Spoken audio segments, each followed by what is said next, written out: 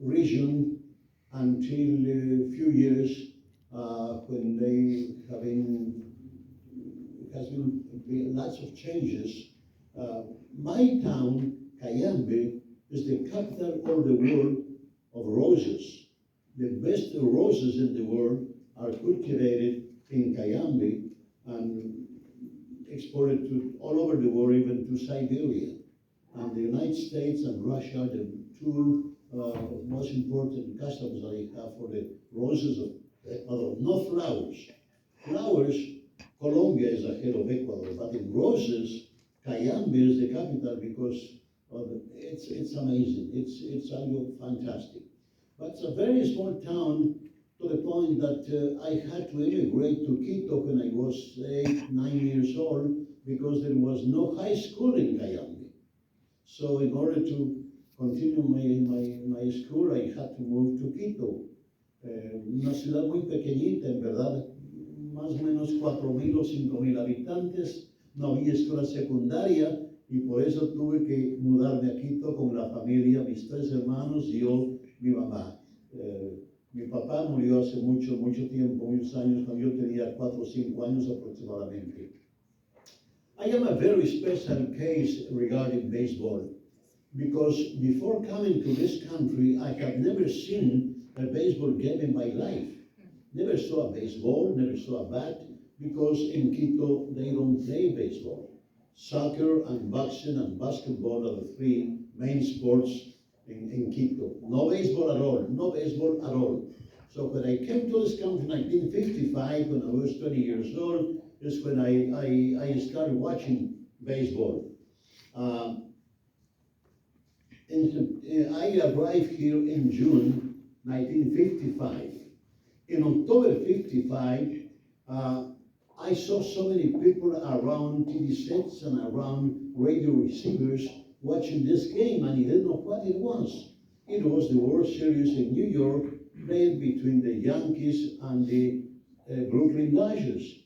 And hundreds of people were in the stores, in hotels, in restaurants, in everywhere watching the games being played in New York. And I said, what's that? I was a very sports-minded person. And I said, what's that? They said, it's baseball. So I started going to the 2 places here in Los Angeles where we had 2 AAA teams here. The Hollywood Stars used to play in the Gilmore Field around the Fairfax area in West Los Angeles, and the Los Angeles Angels that used to play in the Wrigley Field ballpark. That was a ballpark that was built in many years ago in the south central area of Los Angeles, Avalon and I think 146th Street in south central Los Angeles. So I used to go there on weekends just to learn about this new sport, without knowing that eventually I will be working in baseball. I arrived here, as I say, in June 1955. By December of 55, I got a job at the radio station KWKW. That was the only full-time Spanish-speaking radio station in the United States, located in Pasadena.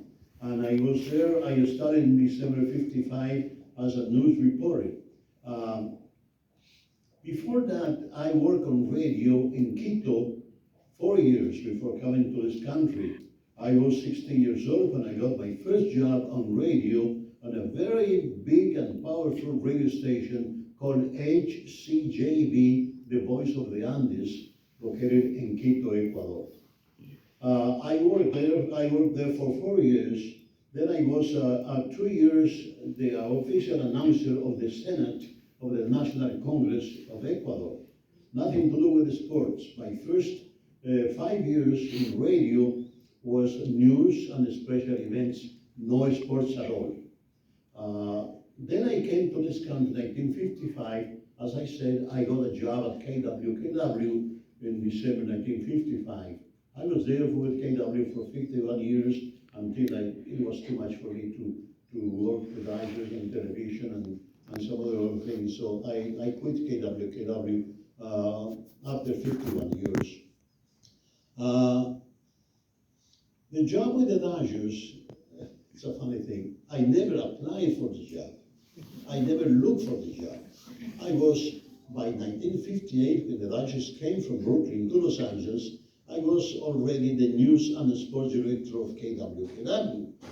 And when the Dodgers came to the West Coast, KWKW got the rights to do the games in Spanish.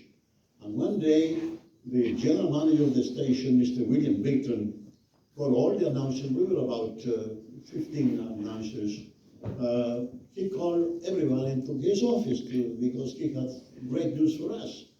So when we got there, he told us that he has signed to broadcast the games in Spanish. And he said, I need 2 broadcasters. And looking at this, Jaime, I want you to be one of the 2.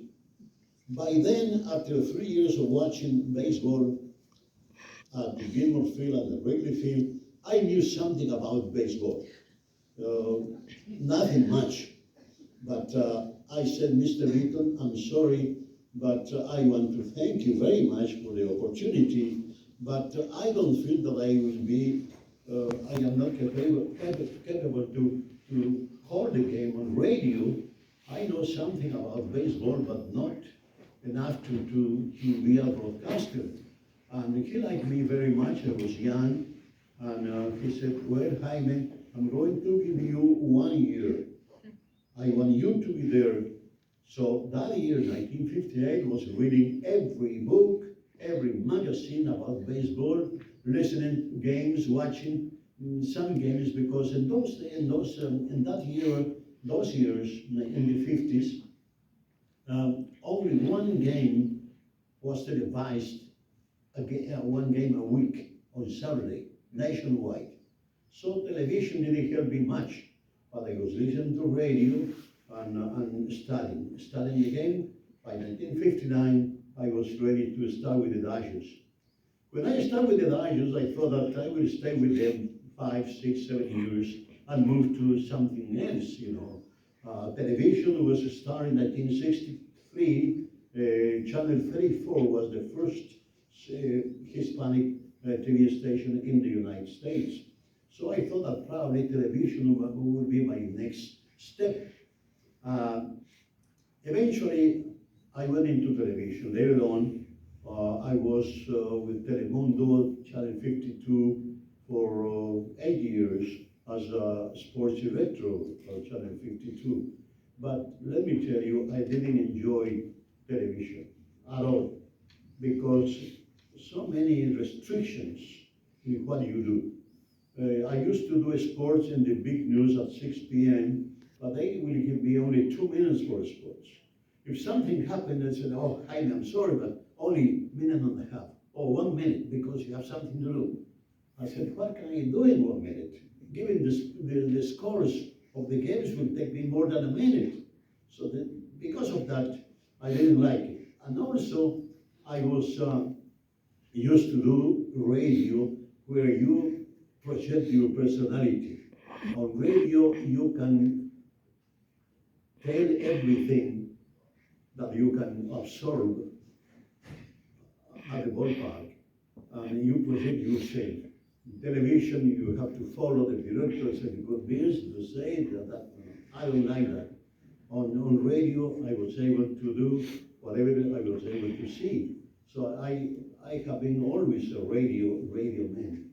I stayed with the Dodgers for, as I said, 64 years, and I am still with the Dodgers. They named me an ambassador. When I told them that I wanted to retire, they didn't like much at the beginning, but they accepted and said, the Dodgers have been great with me, really, to be honest with you. And they said, okay, but we have to have you in some capacity here because we want to have you with us. We are very well known in the community. They like you very much. So can you name me? They say, can we name you an ambassador and go with the community, visit schools, things like that? I said, okay, that's fine. So I am still with the Dodgers, and I became the first employee in the history of the Dodgers to get a lifetime contract I am with the Dodgers. I will be with them until the day I die. And they have been great, no question about it. The Dodgers are the best organizations in not only in baseball, but in any sport. Really, everything is first class. They try to give back to the community. Right now, for instance, the Dodgers and the owner of the Dodgers, Mr. Walter, Mark Walter, he's giving $100 million to help the people that suffer because of the fires in Altadena and everybody says. It's the beginning of what we're going to be doing. $100 million to help the victims of the fires. And they said it's in the beginning. I hope they keep doing because the need is unbelievable. That's the main reason why I decided to stay with the Dodgers, because they really care about the community. And the fact that we play before full house practically every single game is because they cultivate the market. When they came here, they went around, they saw the demographics of Southern California, and Mr. Ward, owner of Dodgers, he's the one that decided. And many people ask him, why are you doing Spanish also? He said, because I noticed the number of Hispanics living in Southern California, and we want to give them something in their own language so they can understand fully the game of baseball. And then later on, Fernando came on. Fernando came to the Dodgers in 1980, and you know what he did. It was unbelievable, and I was very fortunate to be with him everywhere because he couldn't speak a word of English. So at the beginning, they will ask Manny Mota, or they will ask Pepe Frias, a second baseman, to help Fernando translating on those press conferences. But the Dodgers decided that it wasn't right to give the ball players or the coaches to help him translate. So one day, Fred Blair, who was the head of publicity of the Dodgers, came to me and said, Jaime, we need you to help Fernando translating because it's not right for us to be asking the players and the coaches to help him. So since you work for the Dodgers, since you are on the road with the team, would you help him? He said, fine, we'll be delighted to do it. And that was fantastic. That helped me a lot because before 1980, I was very well known, not only here in Los Angeles, in Southern California. But thanks to Fernando, they knew in New York, they knew in Atlanta, in St. Louis, in Chicago, in Pittsburgh, they knew who Jaime Jarrin was. And probably that was one of the big reasons why eventually I was inducted into Baseball Hall of Fame in Cooperstown, 1998. I enjoy my time with Fernando. He was an amazing person.